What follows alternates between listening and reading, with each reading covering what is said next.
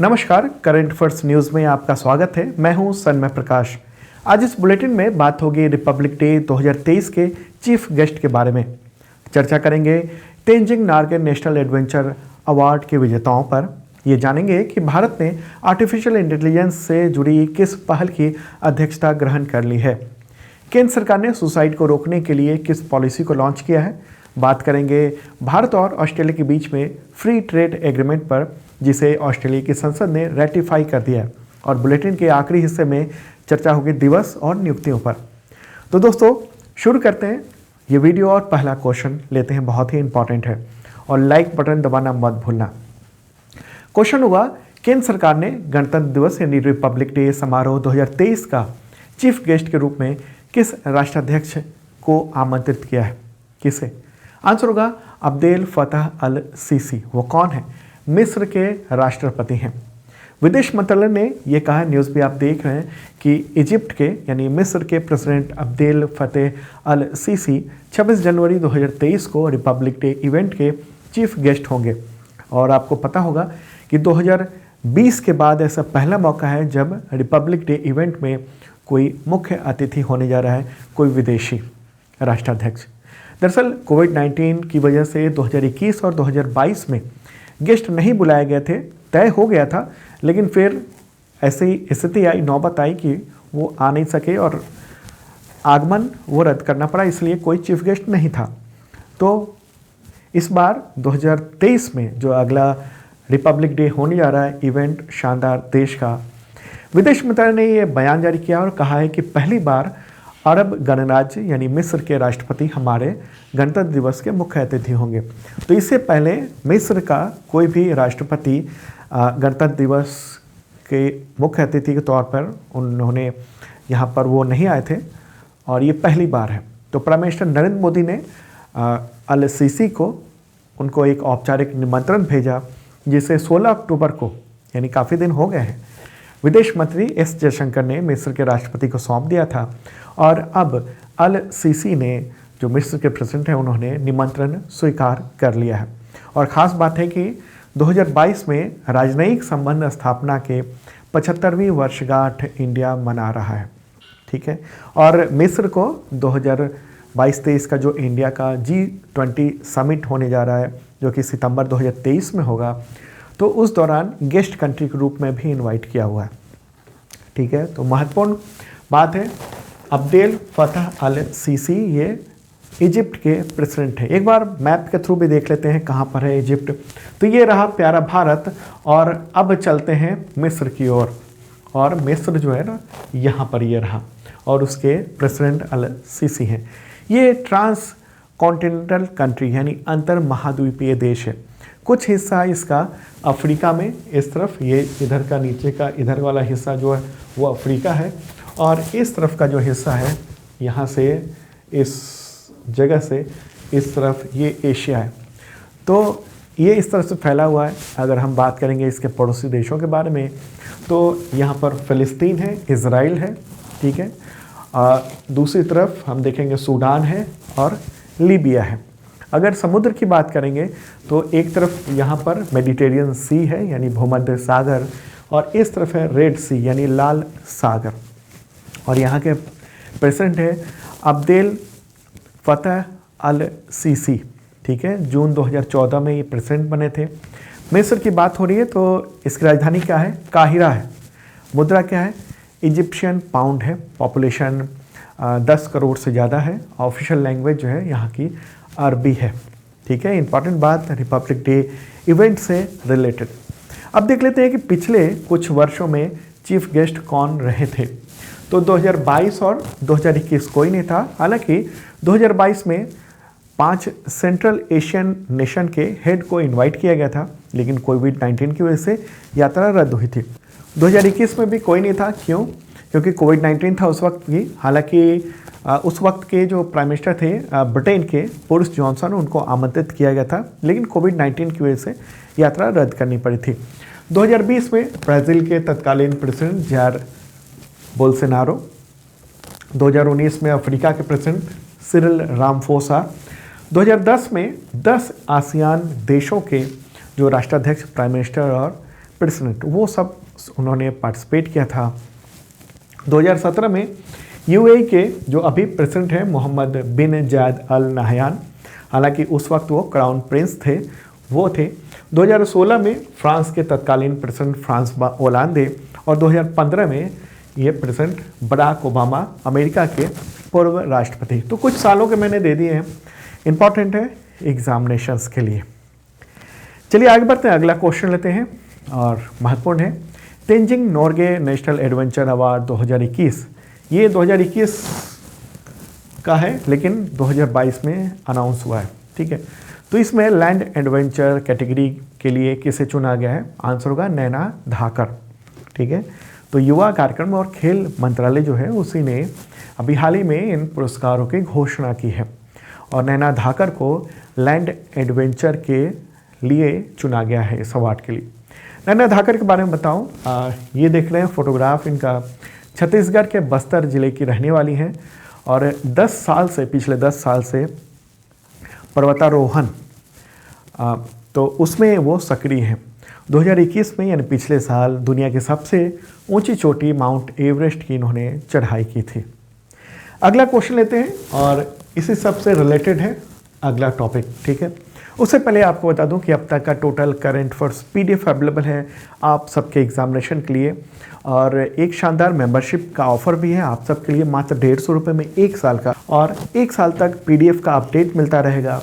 इसके अलावा mock test में हिस्सा ले सकते हैं, करंट अफेयर्स का वीकली मंथली जो मॉक टेस्ट होता है, और टेस्ट सीरीज़ है तमाम एग्जामिनेशन के लिए, जैसे अभी एसएससी सीजीएल हो गया, एसएससी कांस्टेबल जीडी हो गया, और भी तमाम यूपीएससी बीपीएससी इन सब के एग्जामिनेशन के टेस्ट सीरीज़ अवेलेबल हैं आप सबके लिए। 1 साल तक आप इसका फ़ायदा उठा सकते हैं और बुक्स पे छूट मिलते हैं। तो डिस्क्रिप्शन चेक कर लेना, शानदार, मात्र 150 रुपये में डिस्क्रिप्शन चेक कर लेना। अगला क्वेश्चन लेते हैं, Tenzing Norgay national adventure award 2021 के वाटर एडवेंचर कैटेगरी के लिए किसे चुना गया? क्या है वाटर एडवेंचर कैटेगरी? आंसर होगा शुभ्रम धनंजय वनमाली, और फोटोग्राफ ये रहा। तो इनको वाटर एडवेंचर अवार्ड की उस श्रेणी के लिए चुना गया है, ठीक है। नवी मुंबई महाराष्ट्र के रहने वाले हैं और एक ओपन वाटर स्विमर हैं। उन्होंने 3 महासागर 7 चैनल पूरे किए हुए हैं। ओपन वाटर स्विमिंग का ट्रिपल क्राउन भी उन्होंने हासिल किया हुआ है। आगे बढ़ते हैं, अगला क्वेश्चन लेते हैं, इससे रिलेटेड है। Tenzing Norgay national adventure award 2021 के लाइफ टाइम अचीवमेंट कैटेगरी के लिए किसे चुना गया है? आंसर होगा कुंवर भवानी सिंह सम्मयाल, ठीक है, कुंवर भवानी सिंह सम्मयाल। तो वो ग्रुप कैप्टन हैं, उनको ये लाइफ टाइम अचीवमेंट अवार्ड के लिए चुना गया है, और ये अवार्ड राष्ट्रपति देंगी 30 नवंबर को, राष्ट्रपति द्रौपदी मुर्मू, ठीक है। तो Tenzing Norgay national adventure award 2021 से रिलेटेड क्वेश्चन अक्सर एग्जामिनेशन में आते हैं, तो ये आप ध्यान रखना। ये तीनों जो अवार्ड 2021 के लिए 2022 में अनाउंस हुए हैं और राष्ट्रपति के द्वारा ये दिए जाएंगे 30 नवंबर को, तो नाम ध्यान रखने की बात है। और ये जो अवार्ड है, इस जब दिया जाता है तो एक ये लघु प्रतिमा तेंजिंग नोर्गे की 15 लाख रुपए की राशि दी जाती है, ठीक है। तो इन कैटेगरी में ये अवार्ड दिए जाते हैं। अगला क्वेश्चन लेते हैं, भारत ने आर्टिफिशियल इंटेलिजेंस से जुड़ी किस पहल की अध्यक्षता ग्रहण की है? तो आंसर होगा GPAI यानी global partnership on artificial intelligence. तो नवंबर में ही इसकी अध्यक्षता इंडिया ने ग्रहण की, टोक्यो में यानी फ्रांस की जो राजधानी है वहाँ पर आयोजित की गई थी GPAI की मीटिंग, और उसी में इंडिया ने अध्यक्षता ले ली है। तो किसने अध्यक्षता ग्रहण की, इंडिया की ओर से कौन रिप्रेजेंटेटिव थे? तो इलेक्ट्रॉनिक्स एंड कम्युनिकेशन, सूचना प्रौद्योगिकी IT, तो उसके जो राज्य मंत्री हैं राजीव चंद्रशेखर, उन्होंने प्रतिनिधित्व किया था और उसमें ये अध्यक्षता मिली है।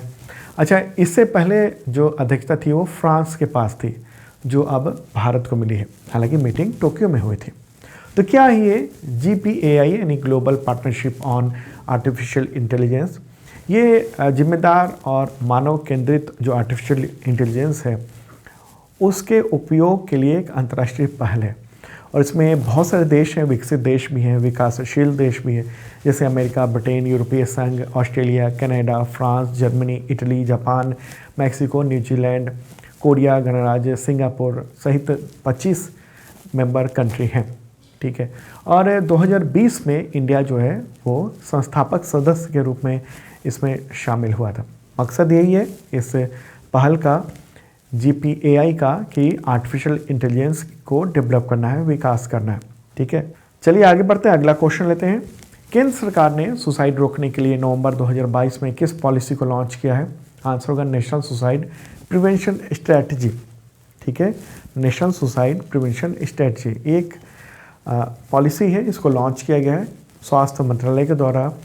और इसमें यही है कि पब्लिक हेल्थ की प्राथमिकताओं को देखते हुए सुसाइड रोकने के लिए खासतौर पर सरकार ने ये कोशिश की है।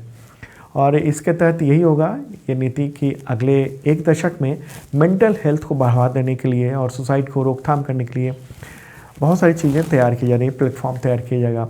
और लक्ष्य यही है कि 2023 तक देश में आत्महत्या यानी सुसाइड मृत्यु दर है उसको 10% तक कम किया जाए। ठीक है, और इसके कई सारे उद्देश्य हैं।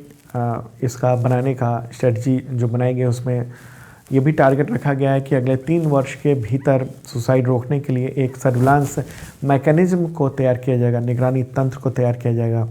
जो मनोरोगी हैं उनको जो ज़रूरतें हैं उनके इलाज के संबंध में, उनको अगर किसी कंसल्टेशन लेना है तो उन सब की सेवाएं सुविधाएं मुहैया कराना। ओके, और तमाम जो शैक्षणिक संस्थान है वहाँ पर मेंटल वेलफेयर पाठ्यक्रम भी शुरू करना है, कोर्स में इसको शामिल करना है, मेंटल वेलफेयर। ठीक है, और नेशनल सुसाइड रोकथाम रणनीति जो है उसके तहत ये भी है कि आत्महत्याओं की निगरानी को और मजबूत किया जाए। ठीक है, तो इसके तहत कई तरह की स्ट्रेटजी है, कई स्टेक होल्डर हैं, जैसे राष्ट्रीय स्तर पर मंत्री स्तरीय, राज्य स्तर, जिला स्तर, निम्हांस बेंगलोर, जो कि मेंटल हेल्थ से रिलेटेड सबसे बड़ा संस्थान माना जाता है, निम्हांस को बेंगलोर में है, और जो अलग अलग जगहों पर मानसिक स्वास्थ्य संस्थान है, तो इन सब को मिलकर ये काम करना है। अगर हम बात करें कि सुसाइड से रिलेटेड क्या आंकड़े हैं पिछले कुछ सालों के, तो ये आप देख रहे हैं भयानक आंकड़े। ठीक है, और इस आंकड़े में हम लोग ये देख रहे हैं कि ये 2021 में पिछले साल 1,64,000 लोगों ने सुसाइड किया था, उनकी मौत हुई थी। 2019 में 1,39,000 यानी 1,39,000 और 2020 में 1,53,000 लोगों की डेथ हो गई थी सुसाइड की वजह से। ठीक है, अगर हम बात करेंगे कि मानसिक स्वास्थ्य पर क्या क्या सरकार की इनिशिएटिव है सुसाइड रोकने के लिए, तो नेशनल मेंटल हेल्थ पॉलिसी 2014 है, द मेंटल हेल्थ एक्ट 2017 है, नेशनल मेंटल हेल्थ प्रोग्राम भी है, national palliative care programme, Ayushman Bharat और नशा मुक्ति अभियान। तो ये सब सुसाइड रोकने के लिए पहले से ये कार्यक्रम चल रहे हैं। तो ये जो पॉलिसी है, स्ट्रेटजी है, ये महत्वपूर्ण है। चलिए आगे बढ़ते हैं, अगला क्वेश्चन लेते हैं। क्वेश्चन होगा हाथियों की मौत की निगरानी, रिकॉर्डिंग, इन सब के लिए किस राज्य के वन विभाग ने हाथी मृत्यु ऑडिट फ्रेमवर्क ये पेश किया है? आंसर होगा तमिलनाडु। ठीक है, तो ये ऐसी पहली पहल है जिसने जो तमिलनाडु ने इसको शुरू किया है। ठीक है, वहाँ के मुख्यमंत्री M.K. स्टालिन, उन्होंने इस ऑडिट फ्रेमवर्क का उद्घाटन किया और हाथियों की जो मौत है उसकी रिकॉर्डिंग, निगरानी, इन सब की कोशिश की जाएगी। मृत्यु का कारण का पता लगाया जाएगा कि क्यों हाथियों की डेथ हो रही है। नेचुरल जो हो रही है वो तो है ही, लेकिन अननेचुरल जो डेथ हो रही है, एक्सीडेंट हो गया, अप्राकृतिक रूप से जो भी घटनाएं हो रही हैं उसकी वजह से, तो वो वहाँ इसको देखा जाएगा, कंट्रोल किया करने की कोशिश की जाएगी। ठीक है, तो तमिलनाडु मैप में यहाँ पर ये रहा। कई सारे हाथी अभयारण्य है वहाँ पर तमिलनाडु में, जैसे नीलगिरी एलिफेंट रिजर्व, दूसरा है नीलाम्बूर एलिफेंट रिजर्व, तीसरा है श्री विल्लुपुथुर एलिफेंट रिजर्व, चौथा है अन्नामलाई एलिफेंट रिजर्व, और अभी कुछ वक्त पहले अगस्त मलाई एलिफेंट रिजर्व 5वां वो घोषित हुआ था। तमिलनाडु की बात हो रही है, राजधानी क्या है चेन्नई, गवर्नर है RN रवि, मुख्यमंत्री हैं MK स्टालिन। अगला क्वेश्चन लेते हैं, भारत और ऑस्ट्रेलिया के बीच में फ्री ट्रेड एग्रीमेंट यानी मुक्त व्यापार समझौते को ऑस्ट्रेलिया की संसद ने रेटिफाई कर दिया है। रेटिफाई मतलब पुष्टि कर दी है। तो इस व्यापार समझौते का नाम क्या है? आंसर होगा ECTA। तो ये क्वेश्चन हो सकता है आपसे, ECTA इसका फुल फॉर्म क्या है? तो economic cooperation and trade agreement. क्या है? Economic cooperation and trade agreement. तो ऑस्ट्रेलिया के प्राइम मिनिस्टर हैं एंथनी अल्बनीज, तो उन्होंने ट्वीट करके इसकी जानकारी दी है। तो अब सवाल है कि ये रेटिफाई का मतलब क्या होता है, ये पुष्टि करना ये ज़रूरी क्यों है? तो देखिए, अंतर्राष्ट्रीय जो संधियां हैं, जो एग्रीमेंट हैं, उसके तहत ये अंतर्राष्ट्रीय तौर पर ये नियम बना हुआ है कि अगर कोई देश दूसरे देश के साथ एग्रीमेंट करता है तो उसे रेटिफाई करना ज़रूरी होता है, यानी पुष्टि करना ज़रूरी होता है। ठीक है, और ये इसलिए कि अगर कोई सरकार बदल जाए तो उस समझौते पर कोई इफेक्ट ना हो, ये कहा जाए कि हाँ, ये पूरा देश ने इससे समझौते को किया है। जैसे भारत अगर किसी दूसरे देश के साथ एग्रीमेंट करता है तो वो यहाँ का मंत्रिमंडल इसे रेटिफाई करता है, यानी पुष्टि करता है। अलग अलग देशों में अलग अलग नियम हैं। इंडिया में रेटिफाई करने का काम मंत्रिमंडल करता है, केंद्रीय मंत्रिमंडल है, जो भी प्राइम मिनिस्टर नरेंद्र मोदी की अध्यक्षता में है। और जैसे ऑस्ट्रेलिया है और कई देश हैं, वहाँ पर संसद की ओर से ये पुष्टि करनी होती है। तो इस प्रकार ऑस्ट्रेलिया की एक संसद ने ये पुष्टि की है और एक अब कार्यकारी समिति वो इसे फिर से रेटिफाई करेगी वहाँ पर। ठीक है, तो इससे यही माना जाता है कि दो देशों के बीच में ये एग्रीमेंट लागू हो गया। जब तक रेटिफाई नहीं होगा तब तक ये लागू नहीं होगा कानूनी ढंग से, अंतर्राष्ट्रीय कानून की से। ठीक है, तो ये रहा इंडिया और ये है ऑस्ट्रेलिया, प्यारा भारत और ये ऑस्ट्रेलिया। तो इन दोनों देशों के बीच में ये हो गया है एग्रीमेंट, अब लागू हो गया है और इसके जरिए 6000 से ज़्यादा उत्पादों पर कोई शुल्क नहीं लगेगा। ठीक है, 6000 से ज़्यादा जो प्रोडक्ट है, ये देश अगर इंडिया में भेजता है और भारत अगर ऑस्ट्रेलिया में भेजता है तो उस पर कोई ड्यूटी नहीं लगेगा, ड्यूटी फ्री हो जाएगा। तो इससे यही होगा कि ट्रेड जो है ना, व्यापार बहुत ही आसान हो जाएगा। ठीक है, और भारत जो है इससे पहले एग्रीमेंट, जो ट्रेड एग्रीमेंट है, वो मॉरिशस, संयुक्त अरब अमीरात और उन दो देशों से कर चुका है। मॉरिशस और संयुक्त अरब अमीरात से भी किया है भारत ने। ठीक है, और ब्रिटेन और कनाडा के साथ भी बातचीत चल रही है कि ये ट्रेड एग्रीमेंट पूरे कर लिए जाएं। क्वेश्चन होगा, पुस्तक है, बुक है, in search of the divine living histories of Sufism in India, उसके लेखक कौन है? आंसर होगा इसका राना सफ़वी। ठीक है, राना सफ़वी। तो ये सूफीवाद, उससे संबंधित जो चीज़ें हैं उन सब के विचार को ये दर्शाती हैं। ठीक है, इन्होंने ये लिखा है। अगला क्वेश्चन लेते हैं। अब सार बेउरिया, उनका निधन हो गया 17 नवंबर 2022 को, तो वो इनमें से क्या रह चुके थे? आंसर होगा भारतीय राजनयिक, 80 ईयर के थे, उनका निधन हो गया। और न्यूज़ भी आप देख रहे हैं, फोटोग्राफ ये रहा। प्राइम मिनिस्टर नरेंद्र मोदी ने श्रद्धांजलि दी है। ये साहित्यकार भी रह चुके हैं थे और भारत के पूर्व राजदूत थे, मतलब भारतीय राजदूत थे अलग अलग देशों में, जैसे जापान, रूस, अमेरिका, UAE, म्यांमार, श्रीलंका, इन सब जगहों पर राजनयिक मिशन है, वहाँ पर इन्होंने सेवाएं दी थी इंडिया के लिए। आगे बढ़ते हैं, अगला क्वेश्चन, वर्ल्ड हेरिटेज वीक यानी विश्व विरासत सप्ताह कब मनाया जाता है? आंसर होगा 19 से 25 नवंबर। ठीक है, हर साल ये दुनिया भर में ये आयोजित किया जाता है ये सप्ताह, और संस्कृति और विरासत के जो संरक्षण है उसको बढ़ावा देने के लिए ये आयोजित किया जाता है। अगला क्वेश्चन लेते हैं, 11वां संगाई फेस्टिवल किस राज्य में मनाया जा रहा है? आंसर होगा मणिपुर। ठीक है, मणिपुर में केंद्रीय पर्यटन मंत्री जी किशन रेड्डी ने इसका उद्घाटन किया है मणिपुर में। ठीक है, और ये एक सबसे बड़ा वहाँ का मणिपुर का ये पर्यटन उत्सव के रूप में भी इसको जाना जाता है। मणिपुर के 13 अलग अलग जगहों पर ये आयोजन किया जा रहा है और इस बार की जो थीम क्या है? एकता का त्यौहार। तो ये है इसकी थीम। ठीक है, इंपॉर्टेंट बात मणिपुर की राजधानी क्या है? इम्फाल। गवर्नर कौन है? ला गणेशन। मुख्यमंत्री एन बीरेन सिंह हैं। अगला क्वेश्चन लेते हैं। केंद्र सरकार ने प्रवर्तन निदेशालय यानी ईडी, इन्फोर्समेंट डायरेक्टरेट, उसमें डायरेक्टर के पद पर किसे 1 वर्ष का विस्तार दिया? कौन है डायरेक्टर? आंसर होगा संजय कुमार मिश्रा। 1 साल का उनको कार्यकाल बढ़ा दिया गया है। ठीक है। 1984 बैच के वो भारतीय राजस्व सेवा के अधिकारी हैं, तो उनको और विस्तार दिए गए। तो दोस्तों ये था इंपॉर्टेंट करंट अफेयर्स आपके एग्जामिनेशन के पॉइंट ऑफ व्यू से। कैसा लगा कमेंट बॉक्स में बता सकते हैं आप, और शेयर जरूर कर दीजिए तमाम मित्रों को। जिन लोगों ने सब्सक्राइब नहीं किया ज़रूर कर लेना। अब मिलते हैं कल।